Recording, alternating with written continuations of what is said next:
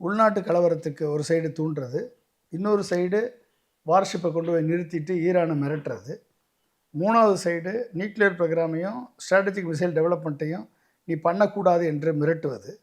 இப்படிப்பட்ட ஒரு மிரட்டல் துணியில் எப்படி வெனிசுலாவினுடைய 17% ஆயில் ரிசோர்ஸை வெனிசுலா அதிபரை கைது செய்து வார்ஷிப் அனுப்பி அங்கே எடுத்தாரோ, எப்படி கிரீன்லேண்டை எடுக்க போகிறேன்னு டிக்ளேர் பண்ணி கிரீன்லேண்டுடைய ரிச் ரேர் எர்த் மினரல் ரிசோர்ஸஸை அபகரித்தா தான் சைனாவுடைய semiconductor and chip manufacturing and EV manufacturing இதுக்கெல்லாம் வந்து ரேர் எர்த் மினரல்ஸ் சைனாவோட போட்டி போட்டு சப்ளை செயினை வந்து நம்ம ஈடுகட்ட முடியும்.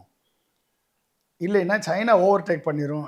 அதனால் கிரீன்லேண்டை எடுக்க வேண்டிய சூழல் உருவாக்கியிருக்காரு. அதே நேரத்தில் ஈரானில் டென்ஷனை க்ரியேட் பண்ணுறாரு. அப்போ ட்ரம்ப் வந்து எல்லாமே ஒரு த்ரெட்டனிங் பாலிட்டிக்ஸாக நாட்டுக்குள்ளே வந்து ஒரு ஜனநாயகத்தினுடைய மிகப்பெரிய நாட்டினுடைய ஒரு அதிபர் மற்ற நாட்டினுடைய சவரனிட்டி இன்டெகிரிட்டியில் தலையிட்டு அதனுடைய ரிசோர்ஸஸை அபகரிக்கிறது, அவர்களை மிரட்டுவது, அவர்கள் வளர்ச்சியை தடுப்பது நாட்டில் வந்து ஒரு இன்ஸ்டெபிலிட்டியை உருவாக்குவதற்கு காரணமாக தொடர்ந்து இந்த வந்து த்ரெட்டனிங் டாக்டிக்ஸில் ஈடுபட்டு கொண்டு வருகிறார்.